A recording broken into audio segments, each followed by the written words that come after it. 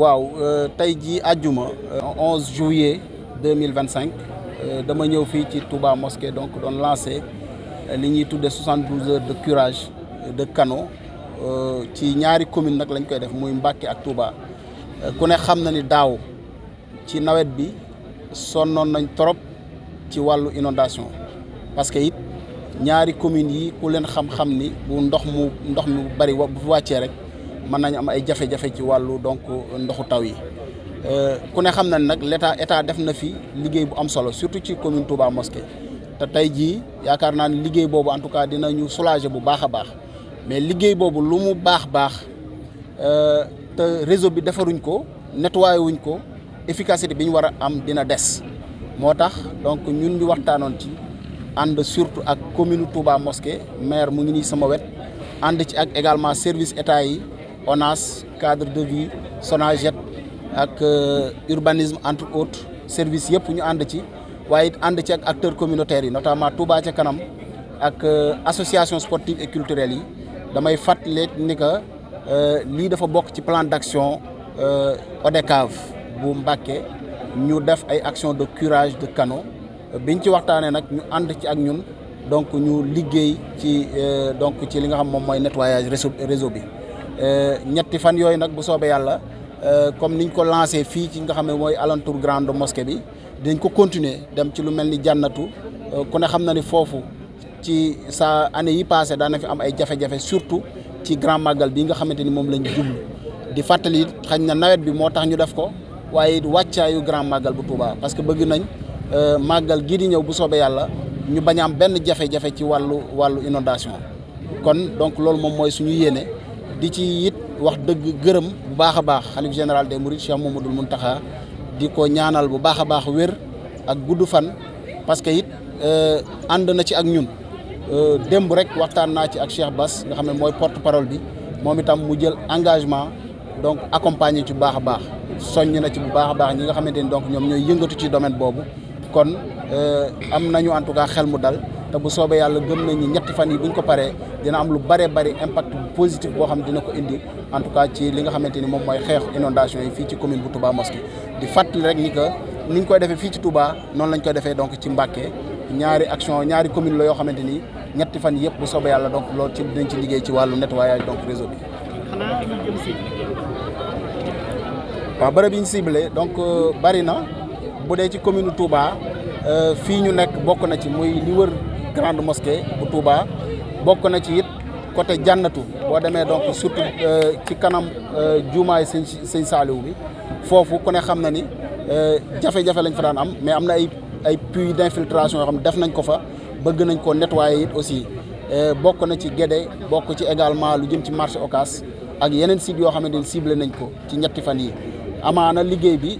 suñu yéene mooy mu yegg loolu yëpp ñu def ko mais bu yeggul it incha allah rabi dinañ xool ne nu ñu continuer liggéey bi parce que entreprise bi nga xam ne aussi moom moo ngi liggéey fii di Vicas moom commencé nag donc li nga xam moom mooy curage bi bu yàgg mais il faut que am na ci loo xamante ni aussi loxo moom moo koy mën a def donc loolu moo tax donc ñu ñëw di jàppale ko ci loolu. monsieur le préfet seetlu bi mooy canaux yi léeg-léeg ñu fekk ci ay mbir yoo xam ne bokkut ak li ci war a nekk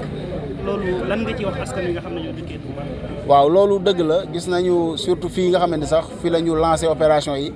benn tuyau boo xam dañ ko fat ak xeer bétonné ko mais loolu dañuy wax dëgg lancé appel population yi parce que it état day def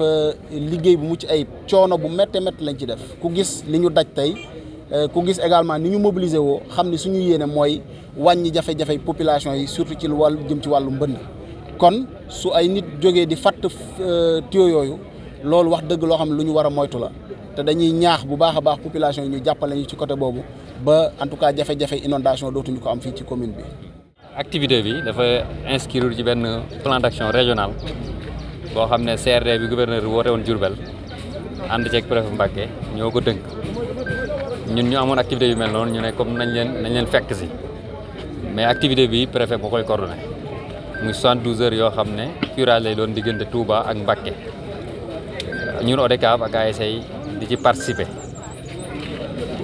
lii nag investissement humain la war na koo xam ne dëkk na ci dëkk bi bu ñuy wootee ngir defar dëkk bi mu doo ci loxoom ndax ku ci nekk am na domaine booy yëngu waaye nag lii defar dëkk bi ñu nekk ñëpp ñoo ci war a dugal seen loxo loolu moo waral suñu teewaay fii tey. ñetti fan la maam moo tey mooy lancement bi appel bi ngay lancé envers sa mbokk yi nga xam ne yéen a bokk département bi bokk ODCAV bi ñu matale ñetti fan. waaw xam nga ñun dañoo xaaj ñaari xaaj benn bi dafa nekk Mbacké déjà sous préfet bu Mbacké moo koy coordonné ànd ak ña fa nekk waa ORCAV ak ay vice président ODCAV ñun adjoint préfet waaw moo nekk Mbacké ak structure nekk Mbacké ñun ñu nekk fii ak préfet ak sous préfet bu Ndam ñetti fan lay doon tey ci àjjuma ji lay commencé dana wëy suba ci samedi ji ak ginnaaw suba dimanche dana nekk ci ay sites yu xaajali ko maanaam dana am ginnaaw jumaa ja dana am janat dana am marsokaas dana am gere loolu nag dañ ciy woo askan bi yëpp ndax mbir yi du mbiru Mamor du mbiru préfet du mbiru sous préfet du mbiru maire mais mbiru askan bi yëpp la ndax bu inondation yi jotee même boo ci bokk da nga gis sa mbokk bu ci bokk wala sa xarit bu ci bokk te inondation yi ñëpp gis nañ ni mu sonale woon askan bi daaw ñëpp gis nañ ni mu sonale woon waa Touba daaw kon donc ñun xeex bi ñu war a xeex mooy inondation malgré